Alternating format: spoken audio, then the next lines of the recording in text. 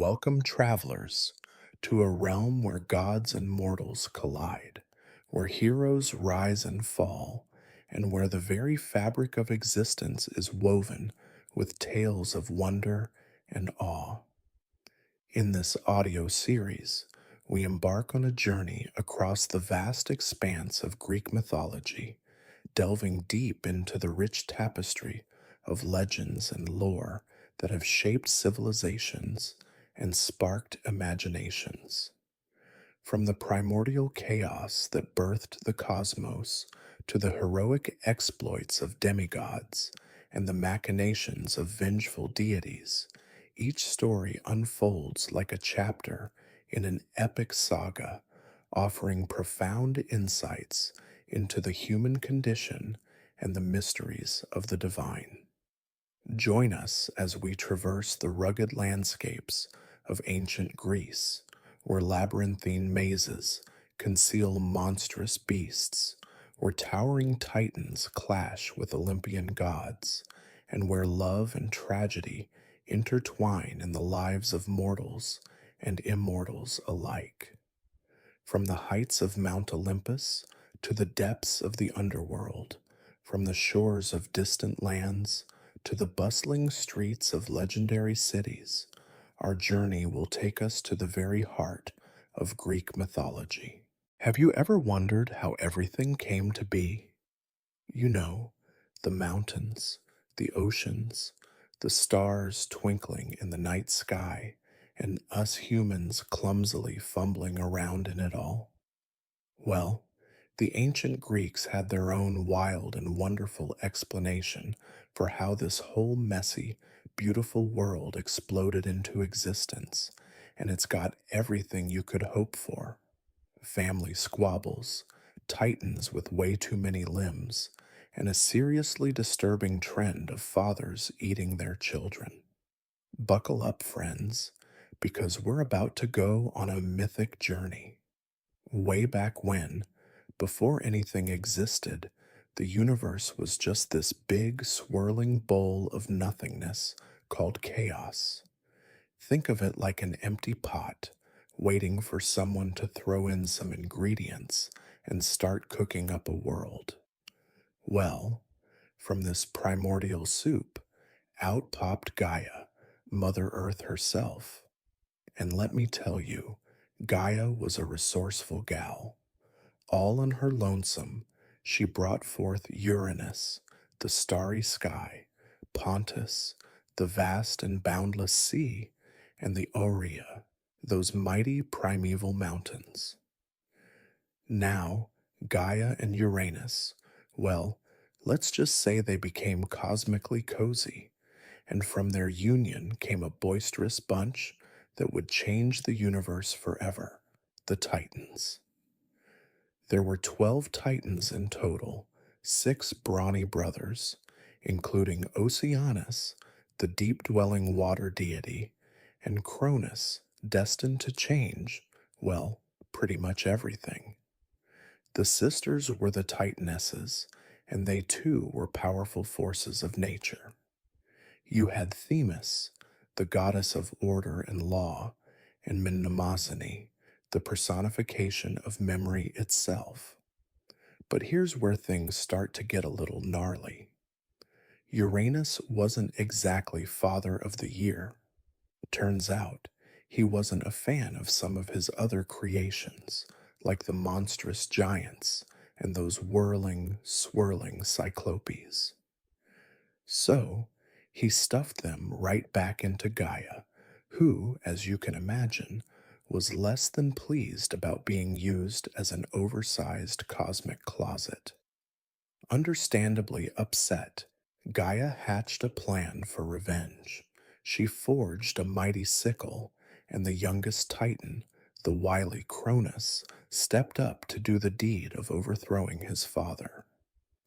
And let me tell you, it wasn't pretty. This act not only freed his monstrous siblings, but it also ushered in a new age, the reign of the mighty Titans, with Cronus as their brutal, power hungry king. But this story is far from over.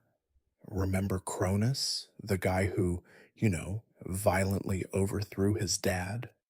Well, he learns that power corrupts and that prophecy is a fickle mistress. Turns out, there was a whisper of a prediction that one of his own children would rise up and take his throne. So, what does Cronus do? The guy starts swallowing his kids whole. Talk about dysfunctional families, huh? This, my friends, is where the tale of the Titans, the epic struggle between gods and monstrous beings, truly takes a twist. But how does Zeus, the future king of the gods, escape his father's ravenous appetite? What tales of cosmic battles and deception lie ahead? And hey, did all this chaos and cosmic upheaval finally give us the world we know and love? Well, you'll have to stick around to find out, because this is just the beginning of a story that's as old as time itself. Hercules, the unlikely hero, or was he? Think you know everything about heroes? Those shiny, armored figures who always win in the end? Well, the ancient Greeks had a different idea when it came to heroism, and they embodied it in a seriously flawed, massively muscled demigod named Hercules. Yes, the guy from the Disney movie, but let's ditch the singing muses and dive into the real deal. Because trust me, this is way more twisted and way more intriguing. Hercules, born with godlike strength thanks to his father Zeus, who had a bit of a wandering eye, was never meant to have an easy life. Hera, Zeus's not so happy wife, did everything she could to make Hercules miserable. Some claim she even sent snakes into his crib when he was a baby. Talk about a grudge, right? Yet, as Hercules grew, his legendary strength became the stuff of, well, legends. He could strangle lions, battle giants, and wrestle with river gods for fun. Sounds like your typical superhero, doesn't it?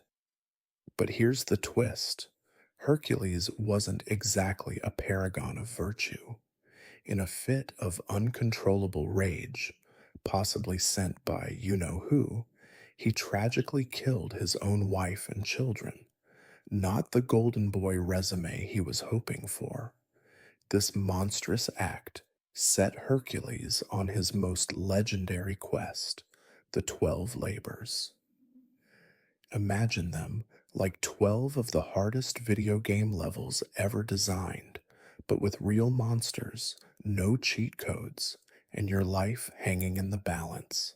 He had to strangle a lion that couldn't be harmed by weapons, clean 1,000 stables, in a day, outsmart a herd of flesh eating horses. The list goes on. These weren't your typical fetch quests. So, why did Hercules do it? Was he truly remorseful for his crimes, or was this an elaborate cosmic punishment deal? Did this troubled hero actually find redemption through all his monster wrangling and impossible tasks? Or was Hera actually the mastermind behind his fame, using him to clean up her messy problems with the supernatural world?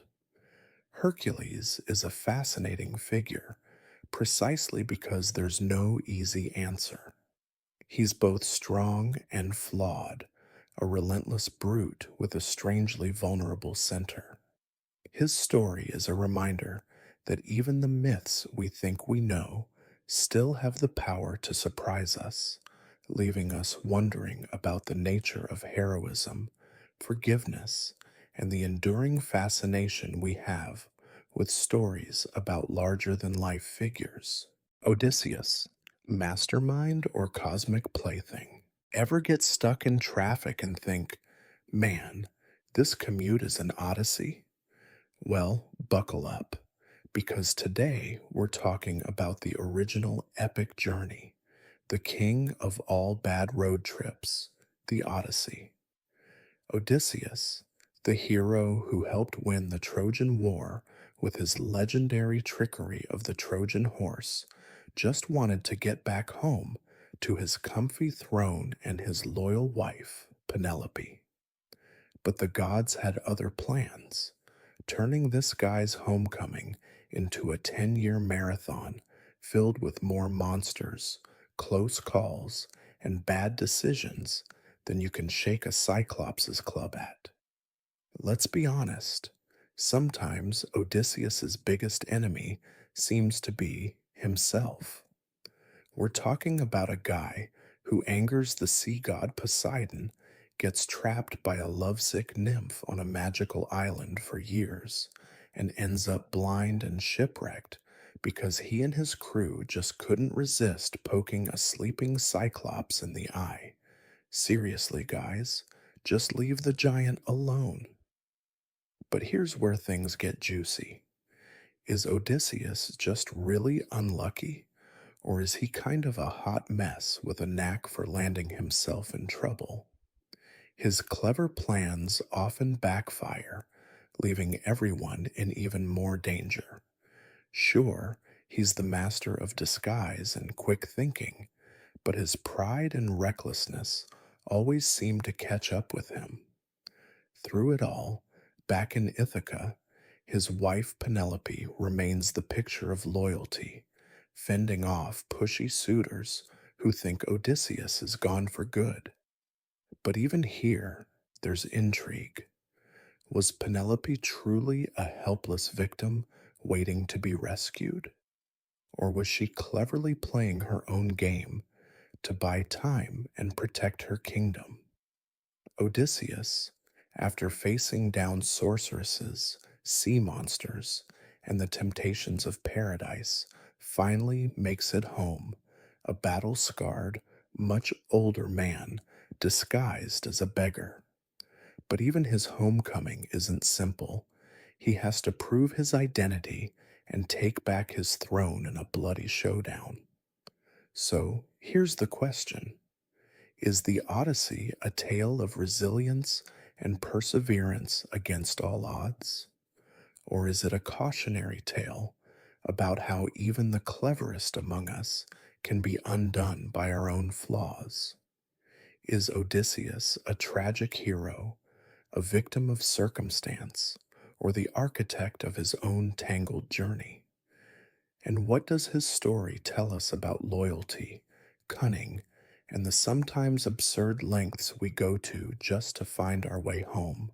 Achilles, rage, glory, and the price of being a hero. Ever had one of those days when you want to scream, kick some furniture, and start an all out brawl just because, well, buckle up, because today we're talking about the original bad tempered hero himself, Achilles. This Greek demigod, star of the Iliad, is famous for his incredible fighting skills and his supersized rage issues. The setting? The Trojan War. Remember the story of the Trojan horse? The huge war sparked by a runaway queen? Yeah, that's the one. Achilles, a warrior prince fueled by a thirst for glory, is prophesied to be the Greeks' weapon to win this war if his temper doesn't get in the way. But here's the twist. The war isn't going smoothly for the Greeks, and Achilles' best buddy Patroclus gets killed in the fighting. And that's when Achilles completely loses it. Fueled by grief and a thirst for vengeance, he returns to the battlefield, a whirlwind of destruction, making the Trojans regret they ever looked at him funny. His rage is so epic, there are moments you almost cheer him on, even when his brutality starts to make you squirm. But this is where the story of Achilles gets really interesting. He's not just a muscle bound killing machine. He's torn between his desire for undying glory and the knowledge that his fame will come with a heavy price, his death. Achilles knows he has a choice: live a long, unremarkable life, or die young and be remembered forever as a legend. Now, the Iliad isn't only about Achilles and his tantrums. It's a sprawling tale of heroes, flawed kings, and the gods themselves stirring the pot. You have Hector, valiant defender of Troy, forced into an impossible duel.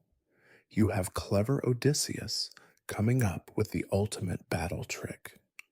And amidst all the chaos are moments of humanity, heartbreak, and glimpses into a world where honor and fate were everything.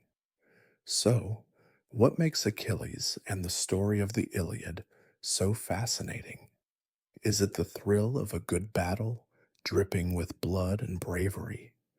Or is it the timeless struggle of a man raging against fate itself?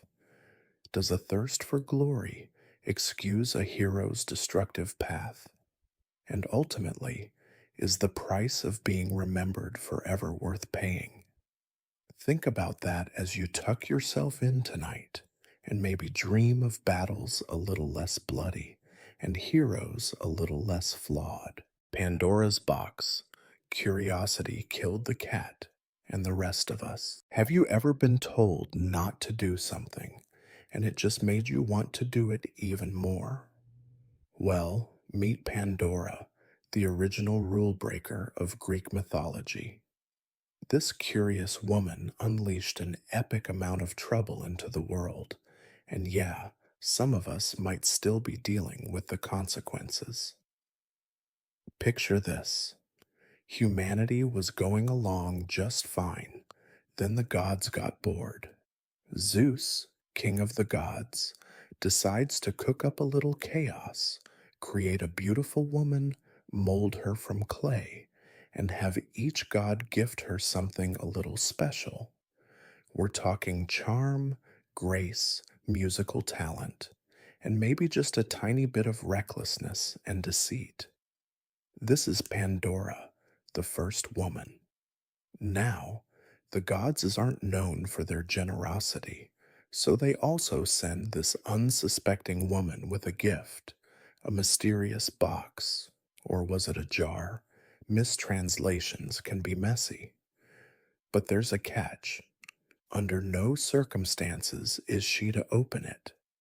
Temptation is, well, tempting, right? You know what happens next. Pandora, bless her restless heart, can't resist.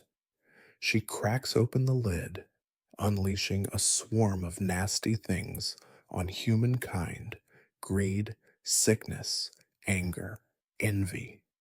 It's like opening an ancient piñata full of misery. But wait, tucked away at the very bottom of the box, there's one glimmering thing left: hope. Pandora's box is the go to explanation for why bad stuff happens. It's almost comforting in a way, isn't it? Having a reason for pain is easier than just facing the harsh reality that life can be random and unfair. But here's where things get juicy. Was this all a punishment from the gods? Were they simply bored and felt like toying with mortals? Did Pandora truly bring about the world's suffering, or was that inevitable anyway? Is hope enough to counter all that darkness, or is it just a pretty illusion? And now, here's the question to wrestle with. Do you open your own Pandora's boxes in life taking risks with unknown consequences, chasing forbidden knowledge, giving in to temptation? And is it the hope waiting at the bottom that makes these risky ventures worthwhile?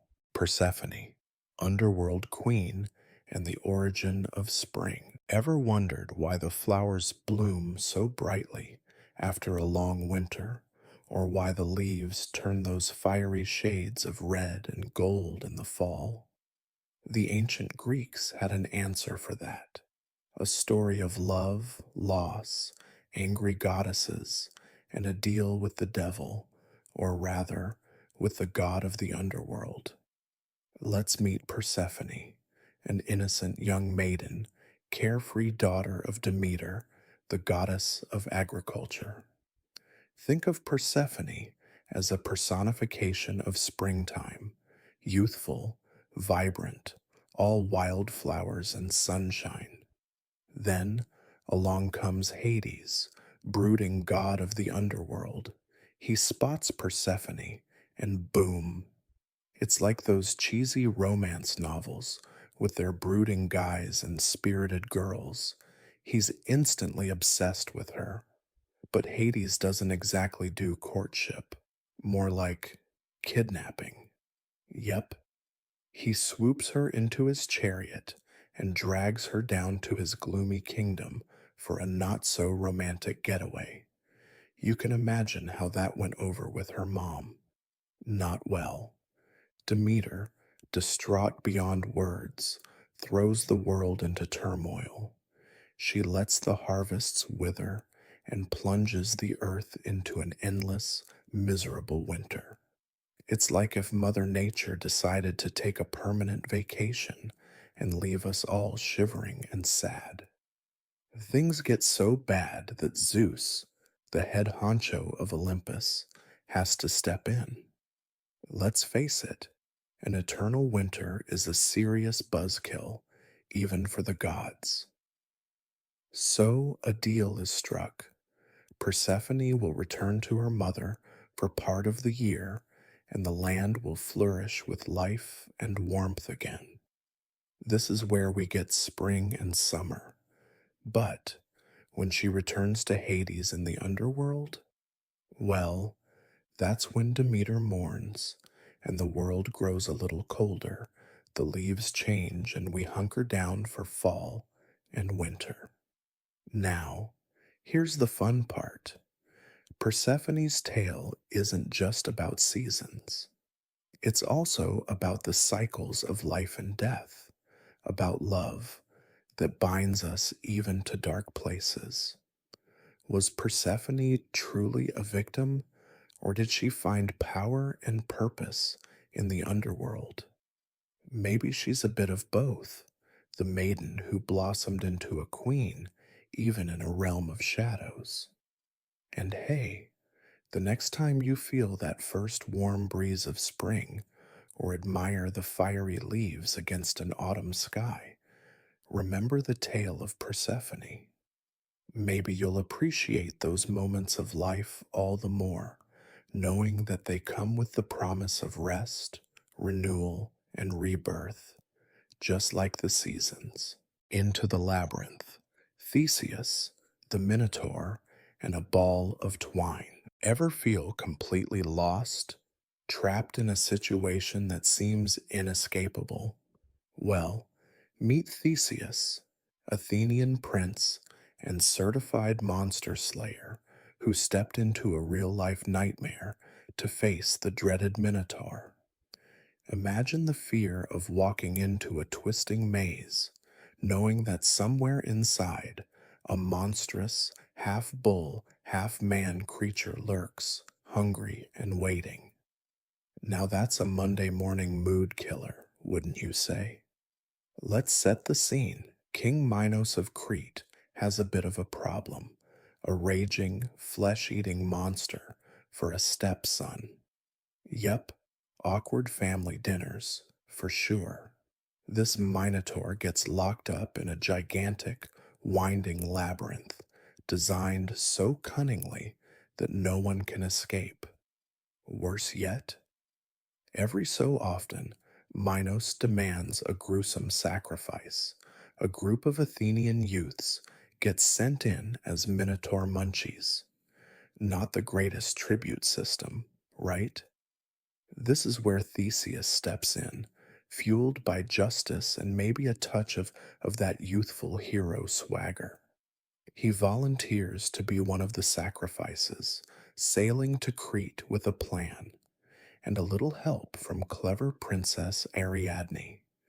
She gives him the key to navigating the maze, a simple ball of twine. It's the ancient Greek equivalent of leaving a trail of digital breadcrumbs so you can find your way back. Theseus, bless his brave heart, enters the labyrinth, twine in hand, venturing deeper and deeper into darkness. The tension builds. You can almost hear the Minotaur's snorts, the scrapes of its hooves against the stone. When Theseus and the monster finally clash, it's a brutal, desperate fight, man versus myth, cunning versus sheer brute force. But Theseus emerges victorious, following the thread back to daylight and freedom. He's a hero, a slayer of beasts, destined to be king. But here's where things get messy, as they always do with Greek mythology. There's broken promises, a heartbroken princess, and Theseus forgetting to change his ship's sails, causing a tragedy that will haunt him forever. So, what's the lesson here? Is it about trusting your gut and facing challenges head on, even when the odds seem stacked against you? Is it a reminder that even the most thrilling victory can have unforeseen consequences? Or is this story about the tangled threads of our lives, where bravery and good intentions can still lead to heartbreak? You decide, and maybe the next time you feel lost, remember Theseus and his ball of string. Sometimes the escape is simpler than you think. One step, then another, until you find your way back into the light. Jason and the Argonauts, the ultimate squad goal misadventure. Ever wish you could get all your most talented, adventurous friends together for an incredible quest?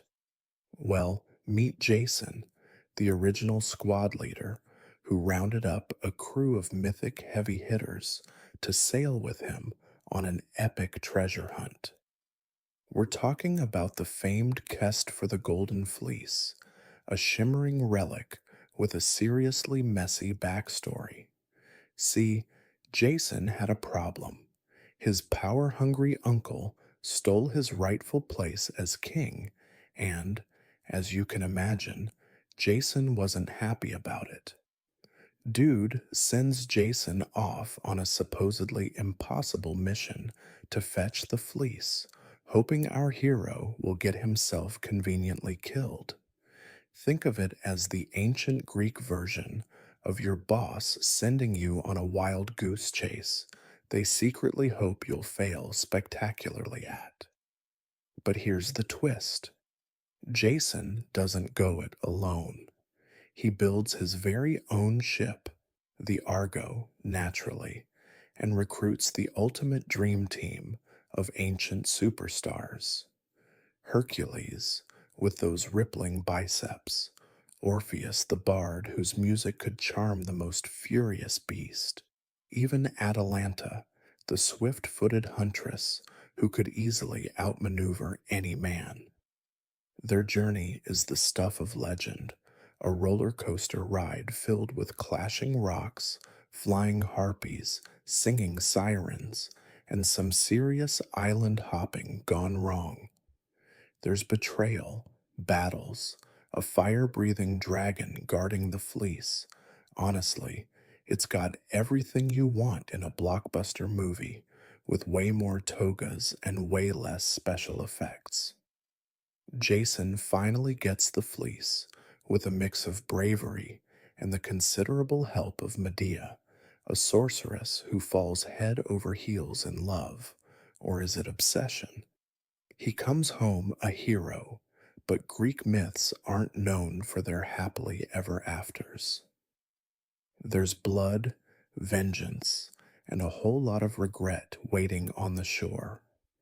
So is Jason and the Argonauts the story of a grand achievement against all odds, a cautionary tale about the price of ambition and the sacrifices made along the way. Or is it about the intoxicating power of gathering your best and brightest, setting an impossible goal, and seeing just how far you can go together? Maybe it's all of that, and then some. After all, a good adventure story is just like that golden fleece, glittering with promises, tempting us to chase it, even as the dangers and dark consequences loom just beneath that shimmering surface. Oedipus Rex, can you ever outrun your fate? Have you ever had one of those nightmares where you know something terrible is going to happen and you desperately try to stop it, but instead you end up making it all come true? Yeah, that's basically the story of Oedipus on a cosmic, gut wrenching scale. Oedipus, the Prince of Thebes, seems like a stand up guy. He's smart, he's brave, he solves a riddle to save an entire city from the monstrous Sphinx. But there's a prophecy hanging over his head, a dark whisper that predicts he'll kill his father and marry his mother. Talk about a seriously awkward family reunion. Determined to outsmart fate, Oedipus flees his home, Corinth, thinking he's putting distance between himself and the horrifying prophecy. But little does he know, he's running right into it. Along the way, he ends up in a road rage incident. You'd think gods and heroes would have better impulse control, and kills an old man who turns out to be his real father. See where this is going? Oedipus arrives in Thebes, a hero who saved them from a monster. The recently widowed queen, Jocasta, is smitten. You can guess the rest. Yes, Oedipus marries his mother. Talk about a honeymoon from hell. Years go by before the grim truth unravels, piece by agonizing piece. Realizations dawn in a sickening cascade of despair and horror. Jocasta can't live with the shame and takes her own life. Oedipus, in the depths of his despair, gauges out his own eyes in a desperate act of penance. So, what are we supposed to take away from this? Was Oedipus doomed from the start? A plaything of cruel gods who set an inescapable trap? Or do his choices matter even in the face of those grim prophecies? This story haunts us because it raises the question, is free will an illusion? Are we simply tangled puppets in a play set in motion by forces beyond our control? The tragedy of Oedipus lingers with us, a chilling reminder that sometimes the hardest battles we face are not with monsters or armies, but with the dark corners of our own destinies. The boy who flew too close to the sun. Was Icarus reckless or brave? Have you ever been warned against reaching too high, aiming too far, lest you risk falling hard? Well, that pretty much sums up the story of Icarus, the boy whose dreams literally melted before his eyes. But is it just a warning about the perils of ambition, or is there more to this classic tale than meets the eye? You likely know the basic story. Daedalus, a brilliant inventor, and his son, Icarus, are trapped on an island. Daedalus, always the resourceful one, crafts wings from feathers and wax, their ticket to freedom. Before they embark, Daedalus wisely warns his son, don't fly too close to the sun, or the wax will melt. Don't fly too low, or the sea spray will ruin the wings. But Icarus, well, he's young, daring, and maybe a touch too full of himself. The exhilaration of flight is intoxicating. As they soar into the sky, He forgets his father's warnings. The sun beats down, the wax softens, and feathers flutter away like tears. Suddenly, Icarus is plummeting towards the sea, a figure of both foolish recklessness and the untamed spirit of youth. The tale of Icarus is a universal one. It's etched into our language. We warn each other against flying too close to the sun. It's about the consequences of hubris, sure, but isn't there a glimmer of something else as well? Is Icarus the embodiment of youthful ambition, reaching for the stars even if it means getting burned? Is it about the tension between caution and daring, the fine line between reaching new heights and the inevitable crash when we push ourselves too far? The fall of Icarus, at its heart, is perhaps a story about balance, about knowing your limits, yet still daring to dream big. Because isn't some risk necessary for truly extraordinary achievements? And even in failing spectacularly, is there something beautiful in reaching for that dazzling light, even just for a moment? Let's think on that one. Maybe, just maybe, the tale of Icarus isn't meant to quash our ambition, but simply to help us fly a little smarter next time. Spinning a dangerous web, the pride and punishment of Arachne. Ever had that feeling where you're so good at something you could maybe, possibly, get a little cocky about it? Well, meet Arachne, the most gifted weaver in all of ancient Greece. This wasn't your grandma knitting cute scarves. This girl spun tapestries so lifelike they seemed to breathe. Her fame spread far and wide, and with it came a touch of arrogance. You see, Arachne started boasting that her weaving skills were even better than Athena's. Athena, goddess of wisdom, crafts, and let's face it, a healthy dose of pride. Bad mouthing a goddess? Not exactly a smart move. But, being a deity, Athena decides to give Arachne a chance to redeem herself. Well, sort of. Disguised as an old woman, Athena visits Arachne, offering sage advice and a chance to backtrack on her bragging. Arachne, blinded by hubris, doubles down and challenges the goddess to a weaving duel. This is where things get really juicy. The contest begins, and let me tell you, these ladies spin up a storm. Athena creates a tapestry glorifying the gods and all their power, reminding mortals to keep their place. Pretty standard godly flex, if you ask me. But Arachne, well, she's not impressed. Arachne's tapestry is a masterpiece, yes, but it's also a scathing portrayal of the gods and their, shall we say, less than shining moments. Those heavenly beings cheating, lying, and generally behaving badly, all laid bare in vibrant threads. Technically brilliant, but also massively disrespectful.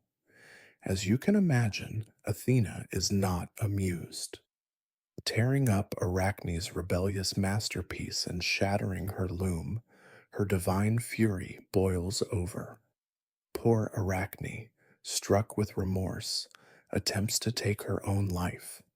In a twisted act of mercy, or is it petty revenge, Athena transforms her into a spider, forever cursed to weave intricate webs for all eternity.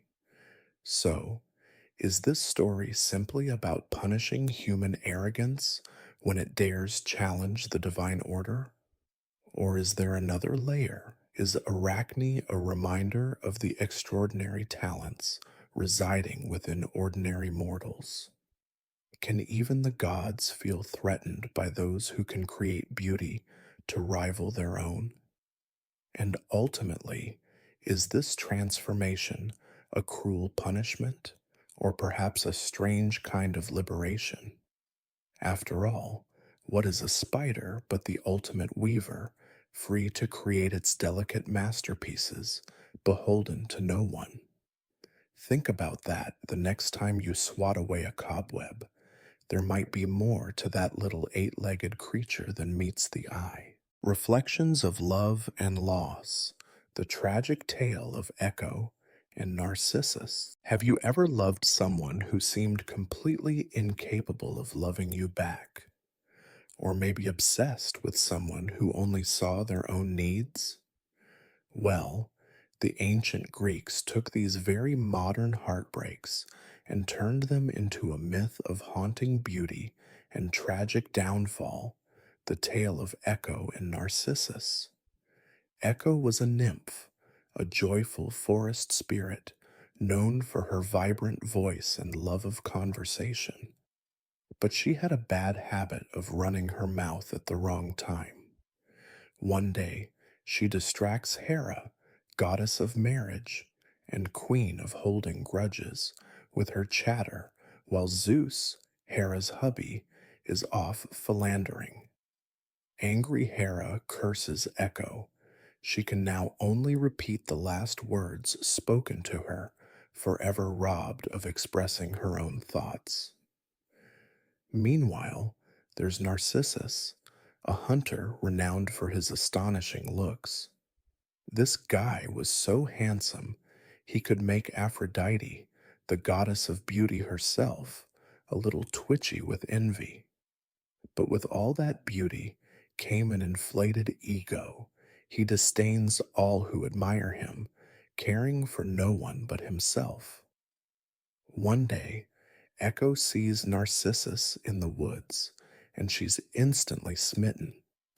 But their meet cute is doomed from the start by her curse. She can only repeat his own words, leading to a conversation that's both frustrating and kinda heartbreaking. Narcissus grows annoyed, cruelly rejects her, and leaves Echo with a broken heart that silently aches within her. Now, remember Nemesis, the goddess of revenge and getting people their comeuppance? Well, she's been watching this whole mess, and she decides it's time for a little divine intervention. Narcissus is led to a pool of water where he catches sight of his own reflection and, boom, instantly obsessed. Unable to break his gaze, he withers away, leaving only the narcissus flower in his place. Echo, fading with grief and unable to speak of her own pain, wastes away until only her echoing voice remains. It's a story of unrequited love, destructive obsession, and the echoes of heartbreak that can linger long after the players are gone. So here's the question: what does this myth tell us about the nature of love? Is it about the dangers of vanity and self absorption? Is Echo forever a victim? Or does the power of her enduring voice hold a different kind of strength? And maybe, when you see your own reflection, look a little deeper. What kind of love resides within you? A song to break a god's heart. Orpheus and Eurydice. Have you ever loved someone so fiercely you'd march into the jaws of death itself to bring them back? Well, that's Orpheus for you. Gifted musician, devoted husband, and the original won't take no for an answer, romantic. His tale with his beloved Eurydice is the ultimate story of love, battling against the final curtain. Orpheus, you see, wasn't just some guy with a guitar. His music could move mountains, charm monsters, make the very trees weep. His and Eurydice's love was the stuff of epic poems, a whirlwind romance, and a life they thought would stretch out forever. But tragedy, that jealous mistress, strikes. A venomous snake bites Eurydice, and just like that, she's gone, whisked away to the land of shades, the underworld. Orpheus is utterly devastated. But love, especially desperate love, does strange and bold things to a person. Instead of succumbing to grief, Orpheus does the unthinkable, armed only with his lyre and a heart full of reckless hope. He descends into the underworld, realm of Hades, the grim god who's not exactly known for his compassion. Orpheus charms his way past Cerberus, the three-headed hellhound, and even soothes the tormented spirits with his music. Finally, he stands before Hades and Persephone, the gloomy king and queen of the underworld. Orpheus pours his heart out, singing of his unbearable loss and undying love. And get this, it works. Hades, moved by something resembling pity, agrees to release Eurydice on one condition. Orpheus must not look back at her until they've both reached the light of the upper world. They begin their arduous climb, Orpheus walking ahead, listening for the sound of Eurydice's footsteps behind him.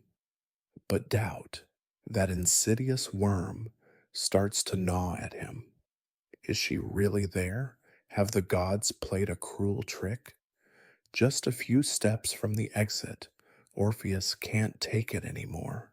He turns and loses Eurydice forever. This myth haunts us because it's so achingly human.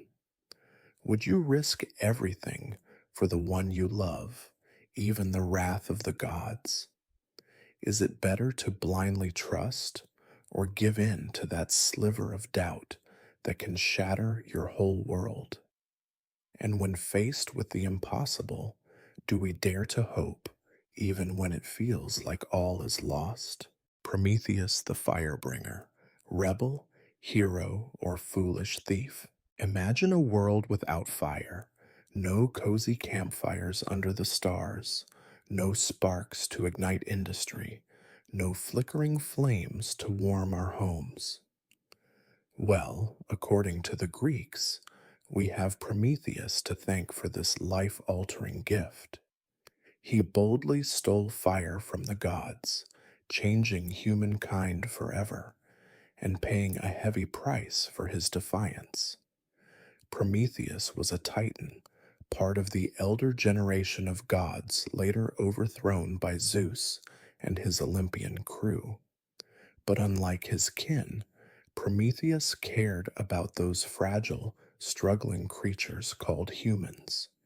He saw us shivering in the dark, at the mercy of nature, and his heart, or whatever a titan has instead, ached with pity. So, Prometheus hatches a plan. Sneaking onto Mount Olympus, home of the gods, he steals a burning ember from the sacred hearth, hiding it inside a fennel stalk. Triumphantly, he brings fire down to humanity, a gift that changes everything. Humans can cook their food, forge tools, light their way, and spark the birth of civilization itself. But you don't mess with Zeus and walk away unscathed. The king of the gods is furious at this cosmic act of theft and sees it as a dangerous threat to the established order. Prometheus's punishment is legendary. Chained to a rock, an eagle descends each day to devour his liver, which regenerates each night. Imagine that as your Monday morning routine. But here's where the myth gets juicy. Was Prometheus a rebellious hero, championing mankind against the uncaring gods? Or was he reckless, giving us a gift we weren't ready for? After all, fire has just as much power to destroy as it does to create. The myth of Prometheus haunts us because it reflects our own complicated relationship with knowledge and power. Do the potential benefits justify the risks of discovery and disobedience? Is it worth suffering the consequences to uplift others or break an unjust system? And hey, maybe next time you roast marshmallows over a fire, spare a thought for the Titan who paid dearly to spark that flame, and the endless debate his actions inspired. Golden apples and bad decisions. How Paris sparked the Trojan War. Ever made a choice that had disastrous, epic level consequences? Well, spare a thought for Paris, the Trojan prince, whose terrible judgment skills kicked off one of the most legendary wars in myth, all over a sparkly piece of fruit. Yep, you read that right. The story starts with a wedding party you really don't want to miss.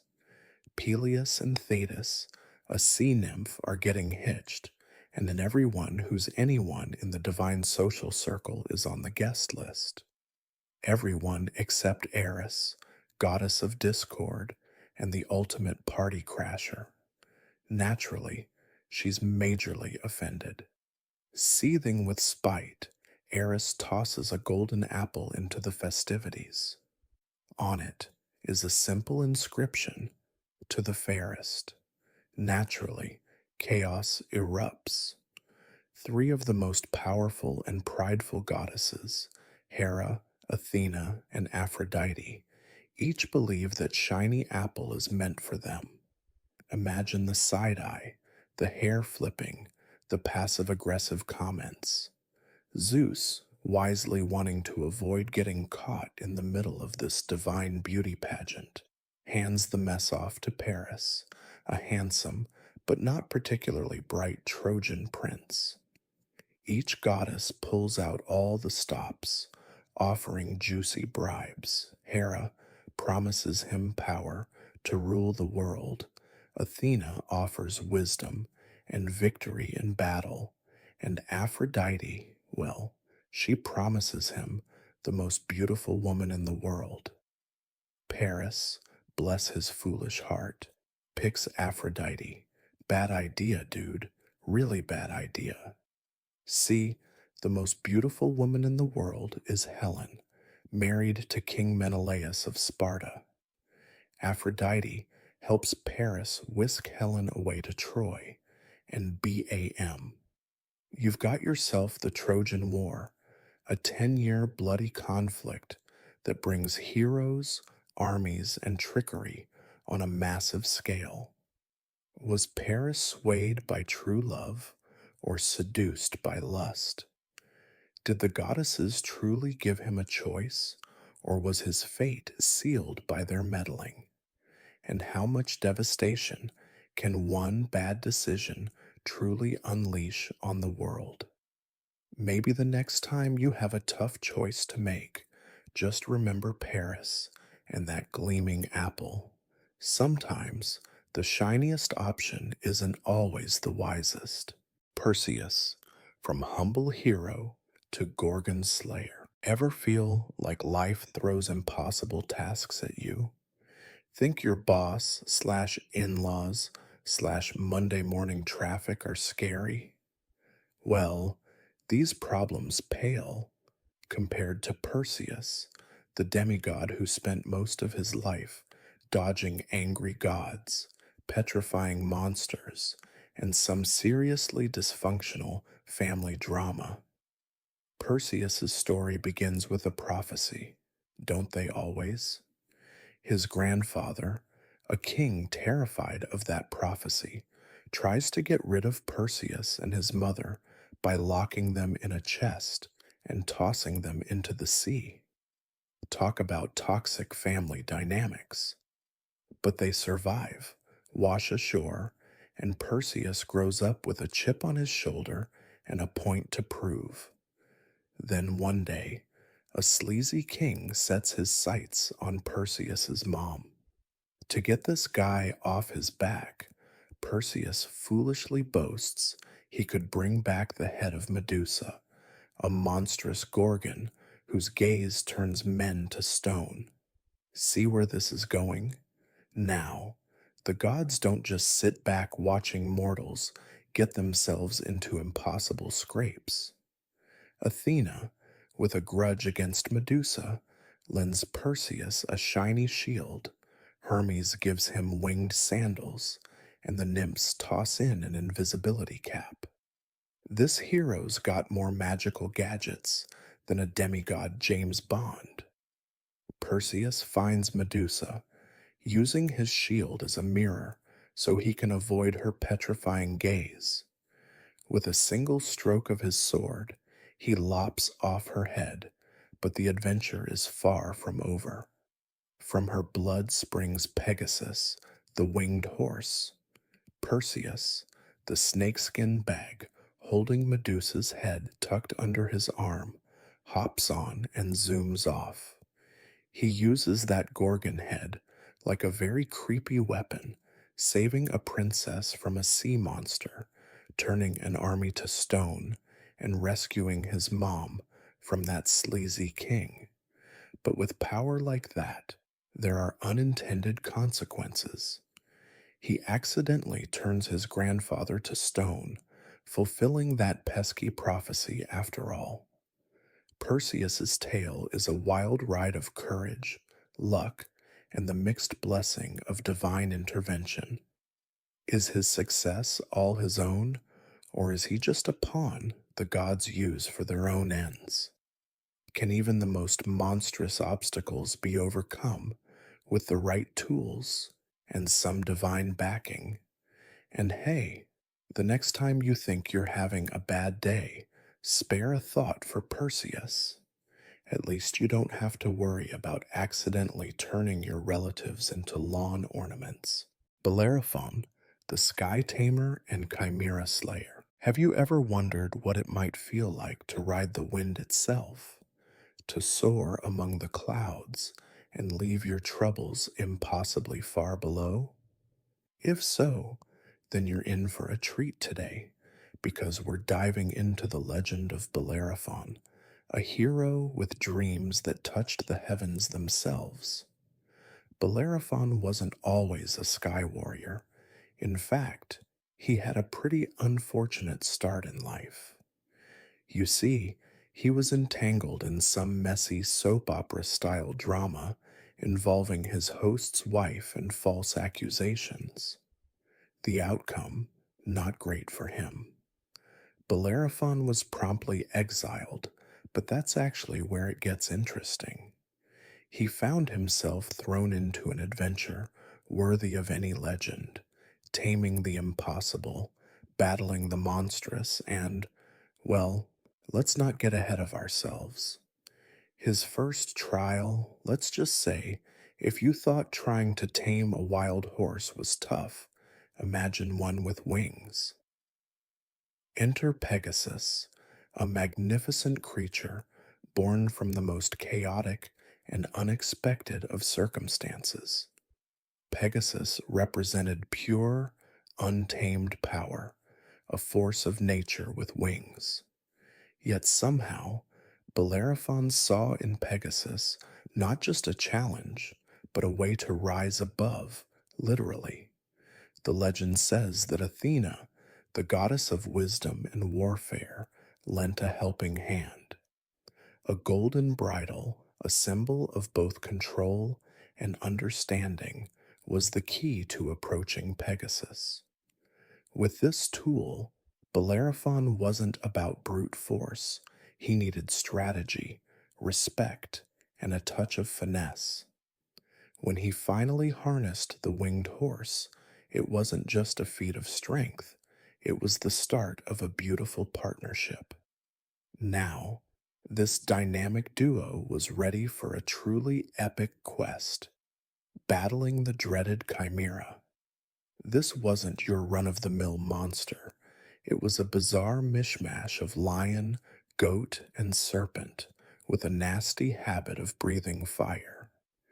This is where flying came in handy. While the Chimera raged below, Bellerophon and Pegasus found their advantage in the air, raining down attacks and evading those fiery blasts. But here's the twist: brute force alone wouldn't cut it. Bellerophon thought creatively. He used molten lead, attached to his spear like a sort of ancient missile. With one well aimed, scorching throw, he sealed the Chimera's fate. It was the perfect display of Bellerophon's growth bravery, yes, but also cunning and the ability to use the unique power he'd been gifted. His life, like many Greek myths, doesn't have a fairy tale ending. Some say Bellerophon, after his victory, got a bit too confident. He thought himself worthy to sit among the gods on Olympus itself. Zeus and Pegasus weren't so impressed. He was cast down, his ambition outweighing his wisdom. So here's something to ponder. Does Bellerophon's story tell us that the sky's the limit, or is it a warning about the dangers of reaching too high? Let me know what you think. The House of Atreus, a blood soaked legacy. Ever heard the phrase dysfunctional family and thought, oh, well, at least it's not that bad? Trust me, you haven't seen anything like the House of Atreus. We're talking about a family tree so tangled with betrayal, murder, and vengeance, it makes your weird uncle's Thanksgiving rants look downright pleasant. This curse all started with a dude named Tantalus, a king, son of Zeus, the whole 9 yards. He should have had it made, right? Wrong. Tantalus had this nasty habit of testing the gods' patience. His grand finale? Let's just say it involved a really disturbing dinner party and leave it at that. Suffice it to say, he made them angry, and let's be real, you never want to make the gods angry. Now, remember how I said this was a family curse? Unfortunately for Tantalus, his descendants inherited all the drama.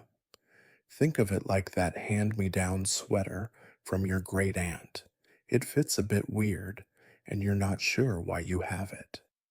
Let's focus on Tantalus's grandsons, Atreus and Thyestes, a pair of brothers engaged in a rivalry so intense it would make reality TV producers weep with greedy joy.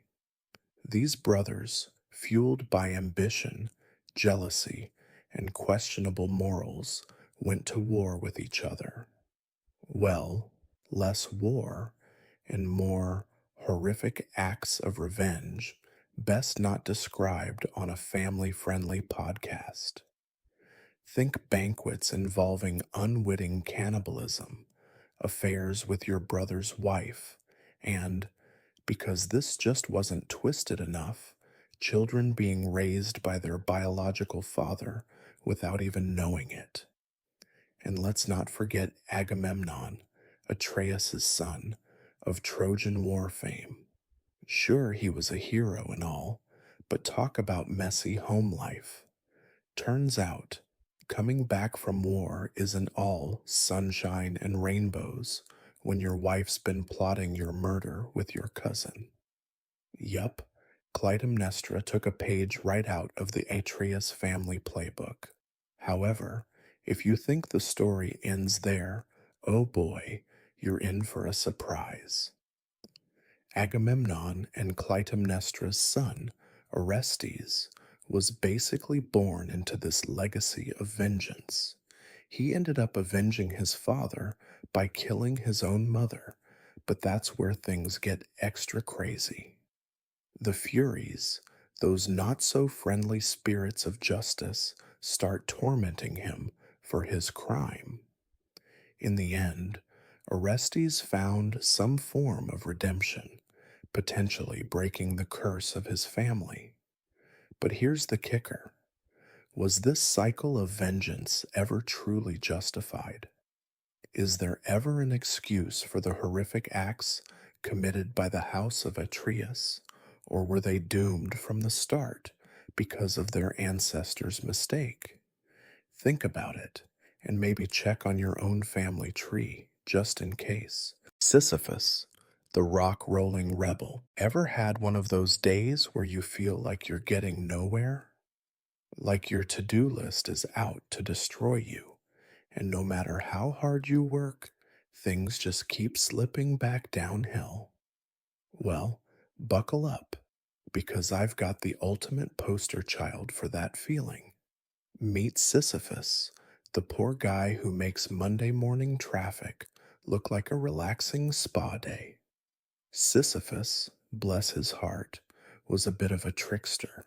He cheated death multiple times, made enemies of some powerful gods, and generally was not the kind of dude you'd invite for a polite tea party. Zeus, king of Olympus, finally had enough and decided it was cosmic payback time. Sisyphus's punishment, you guessed it, pushing a rock uphill forever. Now, this isn't your average rock, and that's not your average hill. We're talking a boulder so massive it crushes ambition on a slope so steep even mountain goats would say, nope. Just when Sisyphus thinks he's almost there, that darn boulder gains a mind of its own, rolls back down, and he starts from square one. Talk about the ultimate exercise in futility. Here's where things get interesting. The French philosopher Albert Camus found something strangely inspiring in this story. Imagine waking up every day knowing you're doomed to fail. But Sisyphus keeps pushing. Camus argued it's in that act of defiant struggle, even with no hope of success, that Sisyphus finds a strange kind of freedom. It's his way of giving a big middle finger to the absurdity of life. But what does it all mean? Is Sisyphus a tragic figure, forever enslaved to a meaningless task? Or is he a quiet hero, finding a sense of purpose in the struggle itself? Maybe the point is that it's up to us to decide. After all, we're all pushing our own boulders up our own hills. What keeps you going when the struggle seems endless? King Midas and the curse of golden fingers. Ever wished you could strike it rich with a snap of your fingers? Well, hold on to your wallets, because today we're uncovering the cautionary tale of King Midas, a man whose greedy wish turned it into a glittering nightmare. King Midas was a pretty decent ruler, but the guy had a serious obsession with gold, like more obsessed than a dragon hoarding treasure. So, as luck would have it, he gets a visit from Dionysus, party god extraordinaire. Feeling generous, Dionysus offers Midas one wish, no strings attached. Bad move, Dionysus. Now, you'd think Midas would wish for, well, more gold, right? Nope. This guy went for the full body upgrade. He wished for the power to turn everything he touched into gold. Cue the triumphant music that cuts out abruptly as utter chaos takes over.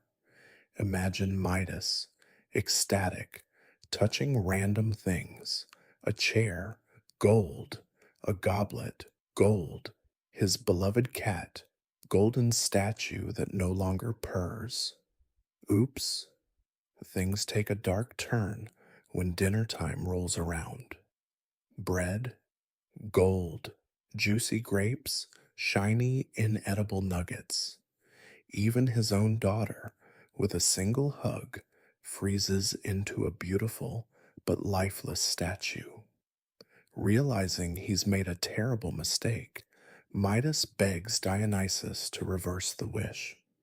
Luckily, the god is both forgiving and probably a bit amused. He tells Midas to bathe in the river Pactolus, washing away the cursed power. Midas rushes off, the river shimmering gold in his wake. The story leaves us with a whopper of a question. What do we really value in life?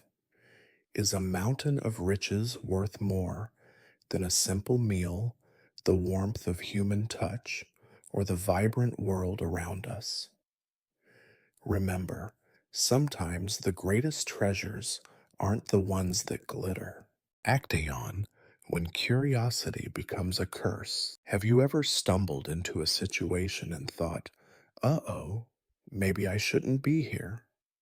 Turns out, that's nothing compared to the predicament Actaeon, an avid hunter, found himself in. Let's just say he picked the wrong day to take a shortcut through the woods. Actaeon was minding his own business, tracking wild game, when he heard the most enchanting sounds of splashing water and feminine laughter. Curiosity, that sneaky little devil, took over. He crept closer, parting the bushes, and oh boy, did he regret it, because there, surrounded by her nymphs, bathed Artemis, goddess of the hunt and sworn defender of her privacy, which in retrospect, maybe Actaeon should have considered. Now, Artemis wasn't known for her chill vibes. Furious at being spied upon, she decided to teach Actaeon a transformative lesson. With a splash of water and some mystical words, his fate was sealed. Antlers sprouted from his head, his body contorted, and suddenly this master hunter found himself on the other side of the bough. He was now a majestic stag. Bad enough, right? Well, the story takes an even more tragic turn. Actaeon's own loyal hunting hounds, no longer recognizing their master, caught his scent and descended upon him. Imagine the confusion, the terror of being hunted by your own pack. The tale of Actaeon raises questions about boundaries, both literal and figurative. Did he deserve such a harsh fate for his curiosity? Does the power of a goddess, however justified her anger, outweigh Actaeon's life? It's a harsh reminder that sometimes the unknown is best left undisturbed, or else you might end up more than just stag-geared by the consequences. Hera, queen of the gods, queen of the grudge. Picture this: you're married to the most powerful being in existence, the king of the gods himself. Sounds awesome, right? Well, unless your name is Hera, Queen of Olympus, it's actually a recipe for cosmic sized drama. Why? Because her hubby, Zeus, has the attention span of a goldfish and an unfortunate habit of falling in love with basically anyone who breathes.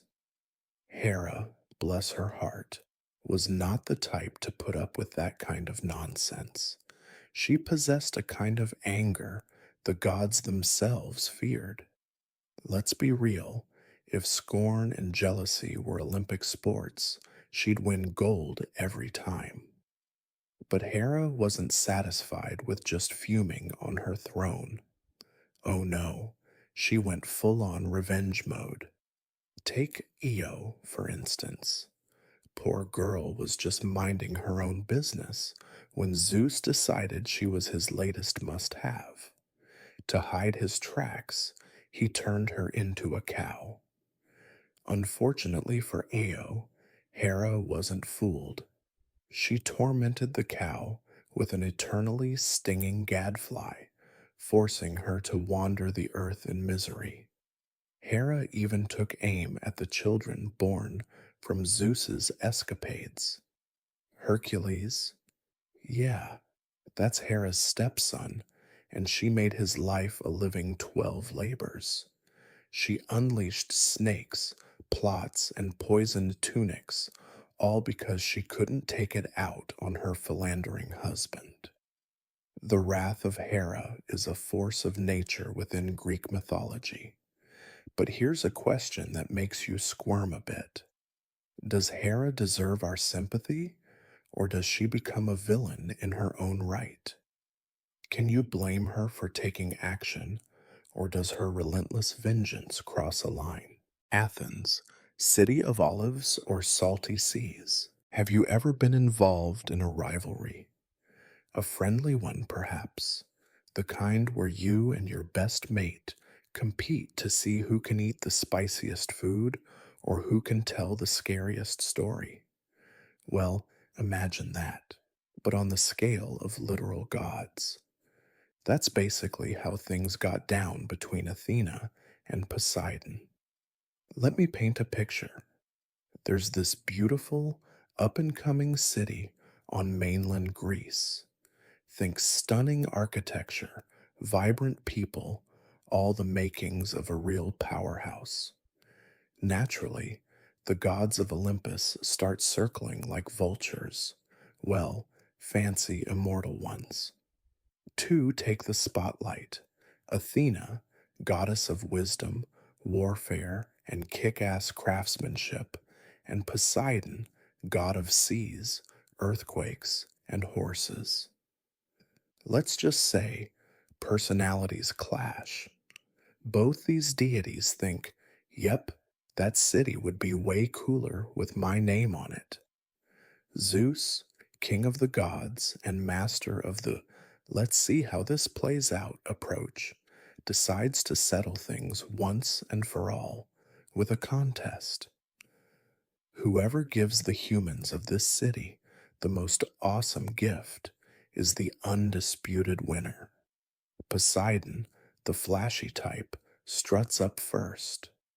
With a mighty strike of his trident, boom, a spring appears on the Acropolis, a big honking hill right in the heart of the city. Now, water is a valuable resource, but it's salt water, as in not suitable for drinking or watering crops. Practicality was never Poseidon's strongest suit. Athena, ever the strategist, takes a different route. She plants a seed. That's it. But from this seed grows something the city truly needs: an olive tree, food, oil for lamps and cooking, wood. Athena basically offers them an ancient Mediterranean supermarket. The people are sold, Athena's the winner, and Poseidon gets to sulk back to the ocean. The city gets a fitting name, Athens, in honor of the goddess, of course. Even today, olive trees are a staple in Greece. Athena's gift became woven into the very fabric of their society. So here's the question: do you side with flash or function? Would you have preferred salt water and a show, or the long term benefits of the humble olive tree? Love in the Shadows, the story of Psyche and Eros. Picture this: you've fallen madly in love, but there's a catch. You can never actually see your partner. Sound wild? Welcome to the world of Psyche and Eros. Psyche, a princess with beauty so staggering it rivaled even Aphrodite's, made the goddess of beauty herself see red with jealousy. Aphrodite, never one to take a slight gracefully, schemed to have Psyche marry a hideous monster. But, plot twist, Aphrodite's own son, Eros, the mischievous god of love, ends up head over heels for Psyche himself. Eros whisks Psyche off to a luxurious palace filled with whispers and invisible servants. Every night they meet in darkness, their love growing deeper. Sounds too good to be true? It kinda is. The catch is, Psyche must never, ever try to see Eros's true form. But sisters are the worst, aren't they? Psyche's nosy siblings convince her that she's actually married to a terrifying beast. Overcome by curiosity, one fateful night, she holds an oil lamp over the sleeping Eros. Surprise! It's the most gorgeous god she's ever seen. A startled drop of oil wakes him, and in a flash of anger and betrayal, he vanishes. Heartbroken Psyche is left with a colossal mess to clean up. Aphrodite, not missing a chance to torment, sets her impossible tasks. Psyche sorts mountains of grain, collects dangerous wool, even goes into the underworld itself, all with hope flickering that she might win Eros back. Against all odds, Psyche's devotion doesn't waver. Even Zeus, the big boss up on Mount Olympus, is moved by her courage. Eros, realizing his mistake, heals from his burns. Lamp oil can really mess you up, and they reunite. Psyche's even granted immortality. The love story gets its happy ending, but with a twist. So the question lingers: could you love someone deeply without ever seeing their true form? Would trust win out over doubt, or would curiosity destroy everything? Medusa, monster or misunderstood? Imagine having the worst hair day of all time, like a seriously bad hair day. Now multiply that by 1,000 and throw in venomous snakes for good measure. That's Medusa's deal, one of the most infamous figures in Greek mythology. But here's the thing: was she always the terrifying monster of legend? Turns out, Medusa wasn't born a Gorgon. She used to be a stunning priestess in Athena's temple. So stunning, in fact, that Poseidon, god of the seas, just couldn't resist. Whether the situation was consensual or not depends on the version of the story you hear. Either way, Athena is furious. See, priestesses are supposed to be celibate, and messing around in her temple is a huge no no. Instead of punishing Poseidon, God's gonna God, I guess, Athena lays the full weight of her wrath on poor Medusa. Her beautiful hair transformed into a writhing nest of snakes, and worse, she's gifted with a gaze that turns those who meet her eyes to stone. Talk about a cursed makeover. Exiled to a desolate island, Medusa becomes the hunted rather than the hunter. All alone, she's basically the ancient Greek version of Bigfoot, only instead of blurry photos, she leaves a trail of statues. Along comes Perseus, a hero with a quest to complete and a score to settle. Using a polished shield like a mirror, he sneaks up on Medusa and, well, you know how that story ends. But let's think about this. Was Medusa actually the villain? Was she a victim of double standards, blamed for a god's misconduct? And what if that chilling ability to turn men to stone was less a curse and more an act of self defense? Could the story of Medusa be a cautionary tale about the destructive power of unchecked anger and blame?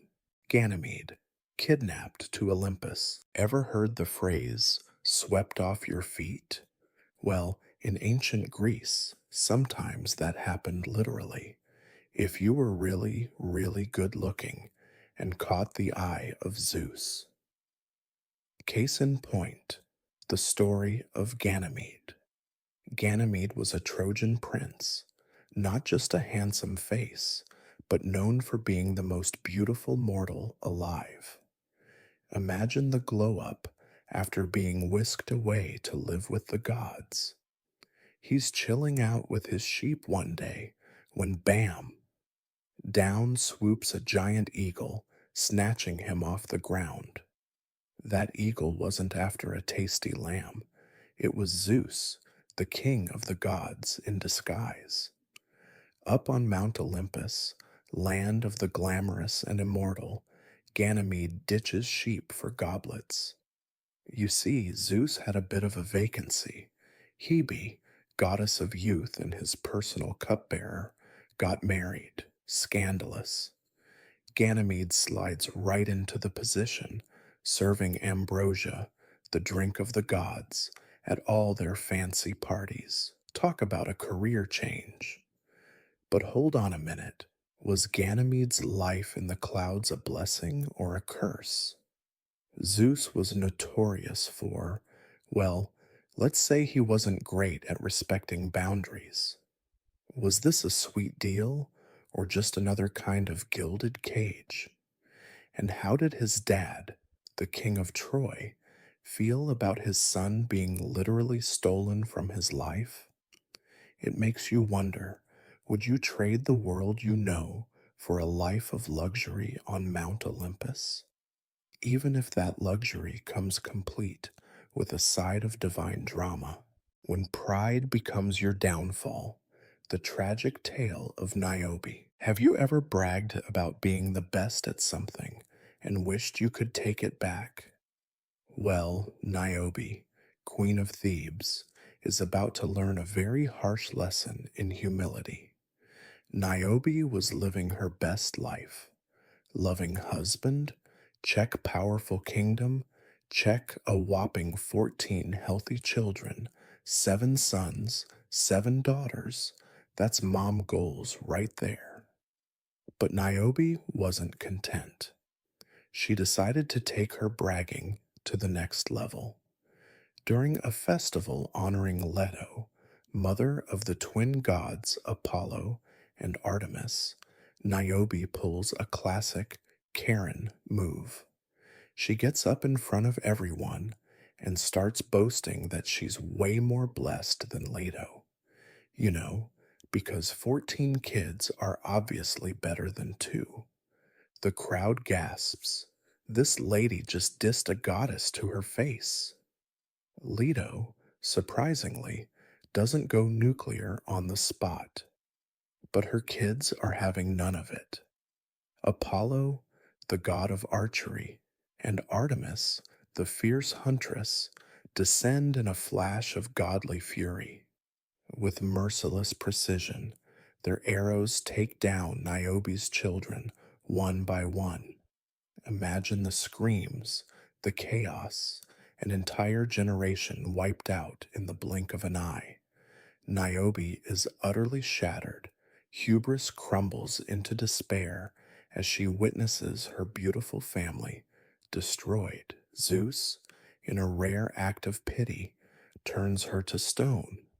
Even her tears, the myth says, continue to flow as an eternal waterfall. So here's the question. Was Niobe's punishment deserved, or did the gods go too far? And have you ever seen someone's arrogance lead to their downfall? Tantalus, the original tease of the ancient world. Have you ever been so close to getting what you want, only to have it snatched away at the last second? Well, imagine that feeling dialed up to 11 and then frozen in time for eternity. That, my friends, is the special kind of torture endured by Tantalus in the underworld. Tantalus, a king favored by the gods themselves, got invited to the most exclusive parties on Mount Olympus. Imagine the stories he could have told. But instead of gratitude, Tantalus gets greedy and a little too big for his britches. He starts spilling divine secrets and even attempts to steal ambrosia, the food of the gods.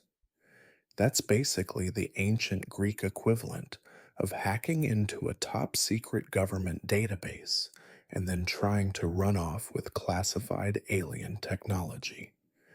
Not a smart move, buddy. His ultimate crime, however, was far more sinister. This guy decides to test the gods by inviting them over for dinner and serving them a dish made from, well, let's just say it involved his own son. Zeus and the gang were not amused. Cue the doom music. For these unspeakable crimes, Tantalus is hurled into Tartarus, the deepest, darkest pit of the underworld. His punishment? Picture this. He's eternally chin deep in a pool of crystal clear water, with a beautiful fruit tree dangling juicy branches overhead. But every time he reaches for a drink, the water recedes. Every time he goes for a bite of fruit, the branches sway upwards, just beyond his grasp. This is the ultimate cosmic tease, perpetual, agonizingly close to quenching his thirst and hunger, but never able to actually do so. Ouch. So, let's think about this.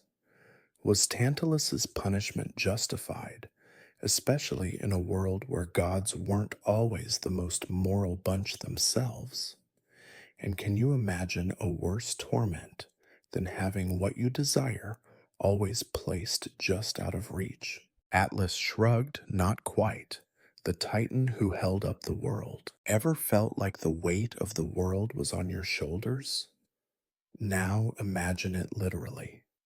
That's the deal for poor Atlas, the titan who got stuck on permanent sky holding duty. The story goes back to the Titanomachy, that epic clash between the Titans and the Olympian gods. Atlas, as one of the Titan leaders, fought on the losing side. Zeus, ever the dramatic one, wasn't content with just throwing Atlas in cosmic jail. He had to make it theatrical.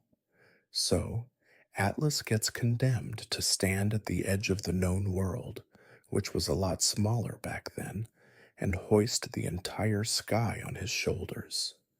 Talk about a bad work assignment. Some versions even say it's the whole earth he's holding up. Regardless of which celestial body it is, it's a task of impossible strength and immeasurable endurance. Now, Atlas does get a few cameos in other myths. Heracles, that's Hercules to the Romans, convinces him to fetch some golden apples for one of those 12 labors. Atlas gets a brief break while Heracles figures out the whole sky holding thing. Don't worry, Atlas gets tricked back into position eventually. But here's where it gets interesting. Was Atlas simply a victim of circumstance, caught in a war he didn't start, or did his actions earn him this eternal punishment? And can you imagine the sheer fortitude, both physical and mental, to carry that kind of weight day in and day out for eternity? Pyramus and Thisbe. The original star-crossed lovers ever had a super strict parent who just didn't understand your need to text your crush 24/7. Meet Pyramus and Thisbe, sweethearts with a situation even worse than yours, rival families who forbade their love entirely. Imagine Romeo and Juliet, but set in ancient Babylon. These two lovebirds lived in connected houses and, unable to meet in person, resorted to whispering sweet nothings through a crack in the wall. Talk about dedication. It gets even more dramatic. They hatch a plan to escape their families and rendezvous under a mulberry tree. Thisbe arrives first. But wait, there's a lioness, its mouth stained with blood from a recent kill. Terrified, Thisbe flees, accidentally dropping her veil. Pyramus shows up later, spots the veil and the lion's bloody tracks. Oh no, he assumes the worst, that Thisbe's become a tragic snack, and in utter despair stabs himself with his sword. Returning to the mulberry tree, Thisbe finds her beloved dying. Heartbroken, she falls on his sword, their blood forever staining the white mulberries a deep crimson. Ouch. Even their parents, finally witnessing their tragic love, are moved, burying them together. So here's the question: have you ever acted impulsively out of desperation, only to have it backfire spectacularly? And how far would you go for a forbidden love? Would you die for love? The heartbreaking tale of Admetus and Alcestis. Imagine being given a stark choice: your life or the life of the person you love most. That's the impossible ultimatum facing Admetus, king of. You see, Admetus had a little loophole in his fate. He gets told he's going to die young unless someone's willing to take his place. Admetus is popular, but not that popular. Friends, family, even his elderly parents, everyone gives a resounding thanks, but no thanks. Then comes Alcestis, his devoted wife. Without hesitation, she steps forward and pledges her life for his. It's the ultimate act of selfless love. Now, you'd think the gods would applaud this, but nope. Death arrives, sweeps up Alcestis, and descends into the gloomy underworld. Admetus is devastated. He realizes too late that his life without Alcestis is hollow and meaningless. Luckily for everyone, in true Greek mythology fashion, a beefy, semi divine hero happens to be passing through. Yep, it's our boy Heracles.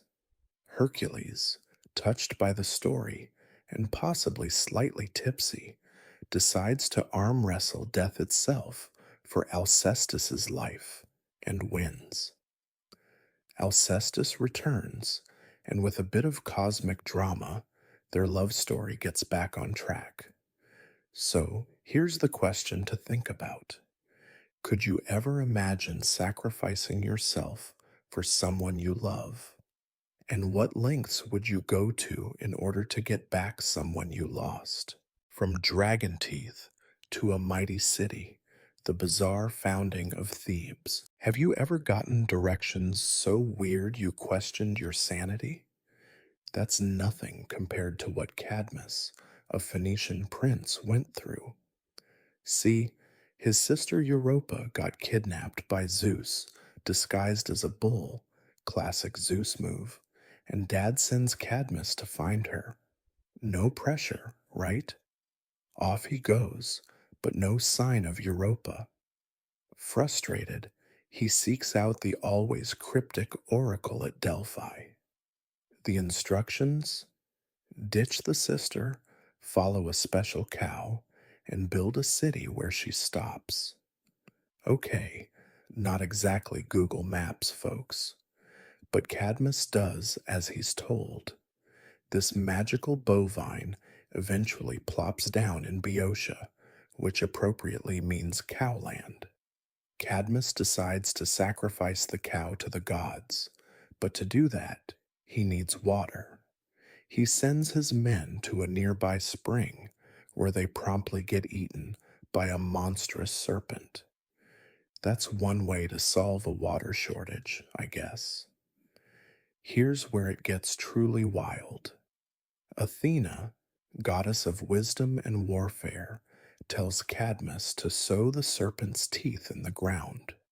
He does, and fully armed warriors sprout from the soil. Naturally, they fight each other until only 5 remain: the Spartoi, Thebes' first noble families. Cadmus ends up serving Ares, the war god, as penance for the dragon situation. After that, he finally gets to rule Thebes, introduces them to the alphabet, and generally turns the place into a major powerhouse. Now, here's the question: would you follow such bizarre instructions even when facing near death situations? Could you build something great from such a chaotic beginning? Love and Fury, the dark side of Medea. Have you ever been so heartbroken, so consumed by rage, you wanted to burn everything to the ground? Medea, sorceress and princess, knows that feeling all too well. This isn't just a breakup story, it's an epic tale of betrayal and vengeance that'll leave you seriously rethinking marriage vows. Medea famously helped Jason, a dashing hero, nab the Golden Fleece. She abandons her family, employs some seriously dark magic, and even chops up her own brother to slow down the chase, all in the name of love, or so she thought. They get hitched, have a couple of kids, and life is good until Jason starts eyeing a politically advantageous marriage to the Princess of Corinth. Talk about being traded in. Medea, understandably, is not having it. Here's where the understandable part ends, folks. Scorned and furious, Medea doesn't just scream or throw his stuff out a window. She concocts a truly horrifying revenge plot. First comes the poisoned dress and crown for the princess, a fiery and fatal surprise. But it gets worse. Medea, in the most chilling act, murders her own children with Jason to deny him any legacy. Her escape?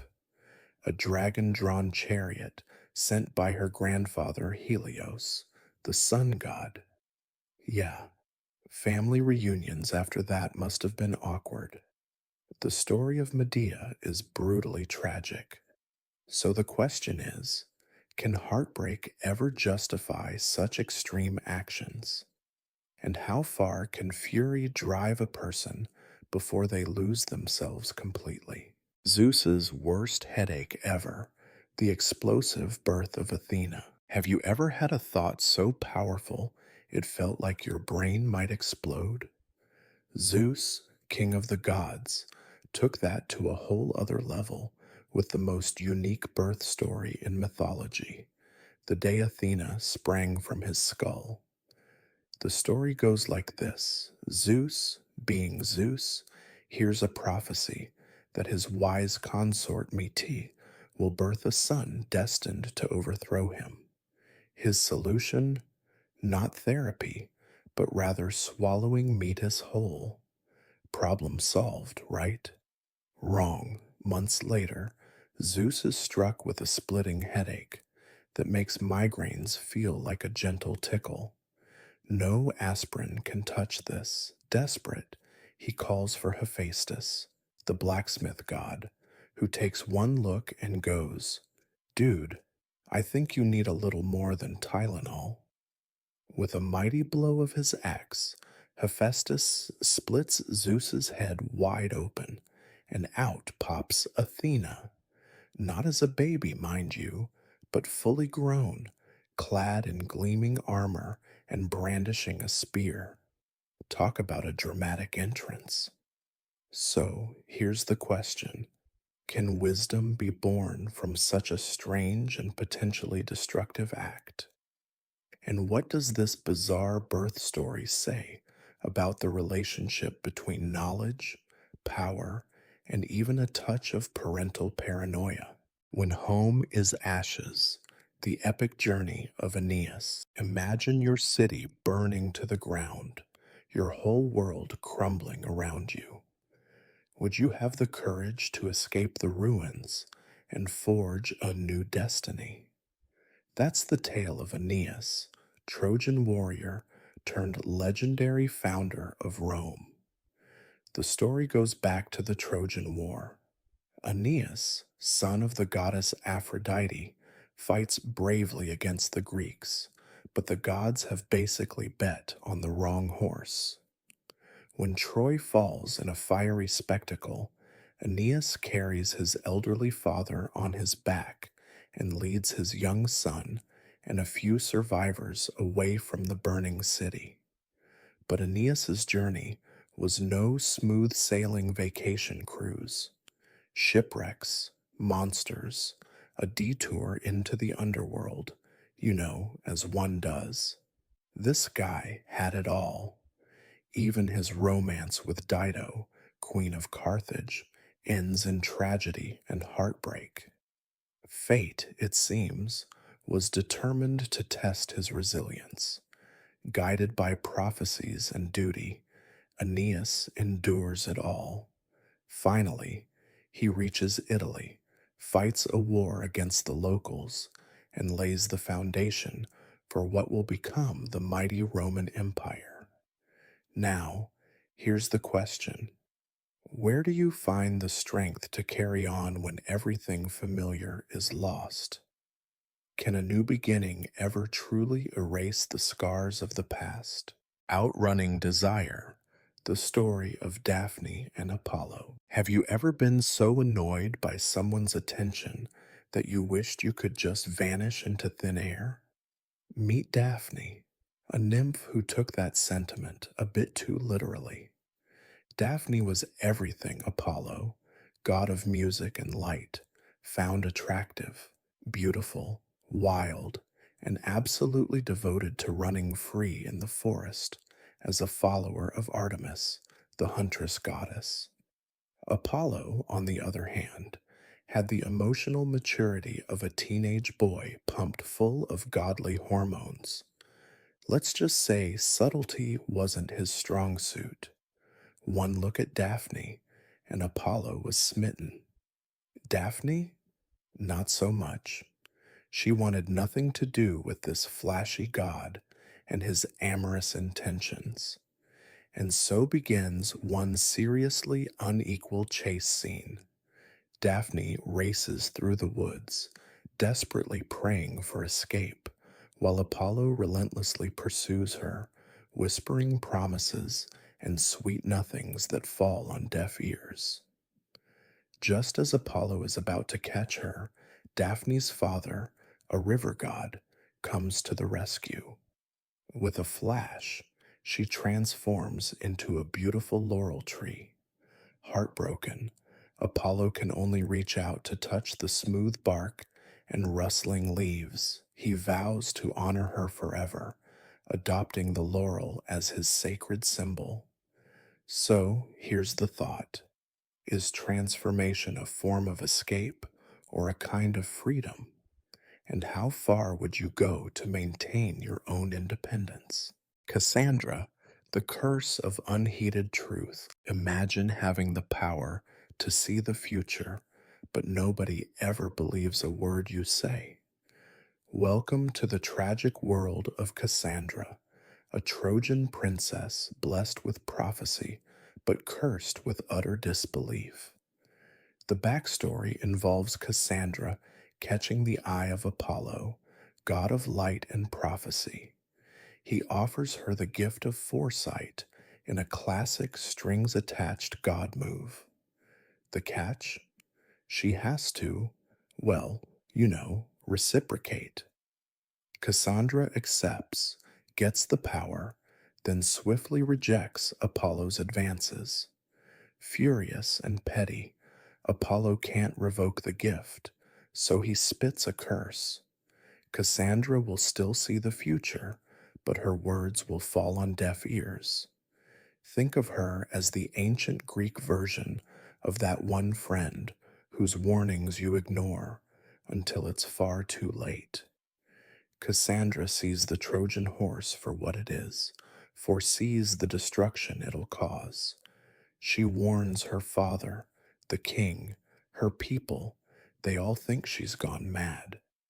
And well, you know how the Trojan War ends. Cassandra's dragged from Athena's temple during the sack of Troy, and her life spirals further into darkness and enslavement. So let's think about this. Is it better to know a terrible future, even if you can't stop it, or to be blissfully ignorant of the danger ahead? And how far can bitterness and wounded pride drive someone, even a god? Gods behaving badly, the scandalous love triangle of Olympus. Ever had your nosy neighbor catch you in an embarrassing moment? Now, multiply that by 1,000. Add in a dash of divine revenge, and you've got the sizzling scandal of Aphrodite, Ares, and Hephaestus. Aphrodite, goddess of love and beauty, was married to Hephaestus, the blacksmith god. Let's just say it wasn't a match made in heaven. Hephaestus was brilliant, but not exactly heartthrob material. Enter Ares, the brash and impulsive war god. Aphrodite couldn't resist his charms, and soon the two were inseparable, as inseparable as you can be while your husband is hammering away in the forge, that is. But gossip spreads fast, even on Mount Olympus. Helios, the sun god, sees everything and spills the beans to Hephaestus. Furious and humiliated, Hephaestus doesn't just yell or throw things. He goes full mad scientist genius. He crafts an unbreakable, nearly invisible net designed to ensnare the cheating lovers in the act. The next time Ares sneaks over, the trap is sprung. He and Aphrodite are caught, literally, in a very compromising position. To add insult to injury, Hephaestus invites all the gods to come and witness the spectacle. You can imagine the godly gossip that followed. So, the question: does public humiliation count as justifiable revenge? And would you rather be beautiful and desired, or skilled and resourceful? Atalanta, faster than fate. Have you ever wished you could outrun your problems? Meet Atalanta, a fierce huntress whose speed wasn't just about sport, it was about survival. Abandoned as a baby, then raised by a she-bear, talk about unusual childhoods. Atalanta grew up strong, cunning, and with a deep distrust of men. To avoid marriage, a common destiny for women of the time, she made a crazy declaration. Any suitor would have to beat her in a foot race. Lose, and it was a death sentence. Yeah, she meant business. Atalanta was lightning fast, and plenty of men paid the ultimate price for their foolishness. Along came Hippomenes, smitten as a kitten. Now he wasn't dumb. He prayed to Aphrodite for help, and the goddess tossed him 3 irresistible golden apples. During the race, Hippomenes strategically dropped the apples, distracting Atalanta's focus. He won by a hair, claiming Atalanta as his bride. Sounds like a happy ending, right? Wrong. The pair forgot to properly thank Aphrodite, who, never one to take disrespect lightly, curses them, fueling them with lust that leads them to desecrate a temple. Zeus, in his godly outrage, turns them both into lions. So here's the thing. Can you truly outrun fate, or was Atalanta's defiant spirit always destined for such a wild end? And can even the greatest gifts lead to your downfall if you forget the importance of gratitude?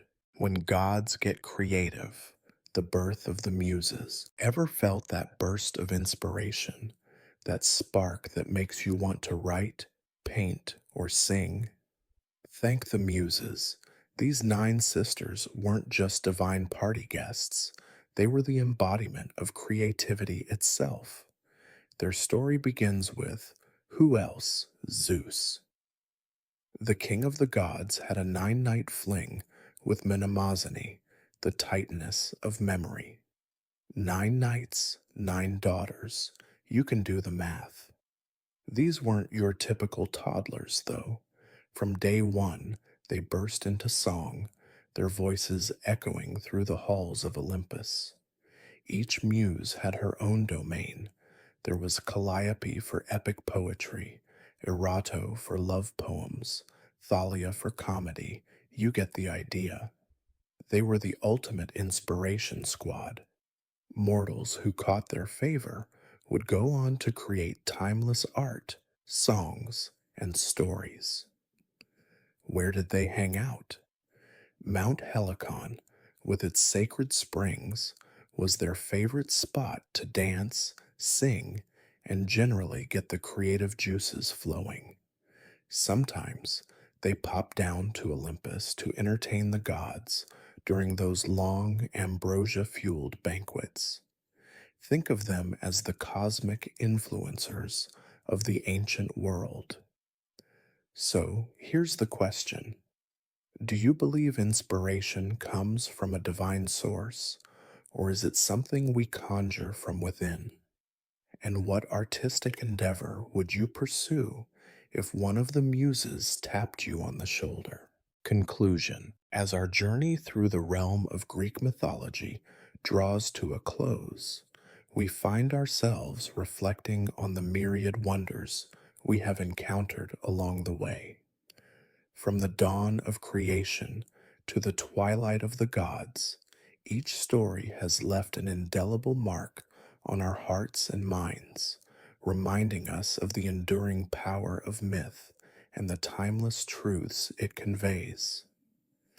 Through these tales, we have witnessed the triumph of courage over adversity, the folly of hubris, and the enduring resilience of the human spirit. We have marveled at the feats of legendary heroes, mourned the tragic fates of star-crossed lovers, and trembled at the wrath of vengeful deities. And in each narrative, we have glimpsed echoes of our own hopes, fears, and dreams. For the stories of Greek mythology are not merely relics of a bygone age, but mirrors reflecting the universal truths of the human experience. As we bid farewell to this enchanted realm, let us carry with us the lessons learned and the wisdom gained from our journey. Let us remember the timeless values of honor, compassion, and perseverance that have illuminated our path, and let us draw strength from the enduring legacy of those who came before us. Though our voyage may be ending, the magic of Greek mythology will continue to inspire and enchant generations to come, reminding us of the boundless power of storytelling to transcend time and space. And so, as we take our leave of this mythical realm, may we carry its stories in our hearts forevermore, and may they continue to guide and inspire us on our own epic adventures yet to come. Farewell, dear travelers, and may the tales of Greek mythology continue to ignite the fires of imagination in all who dare to dream.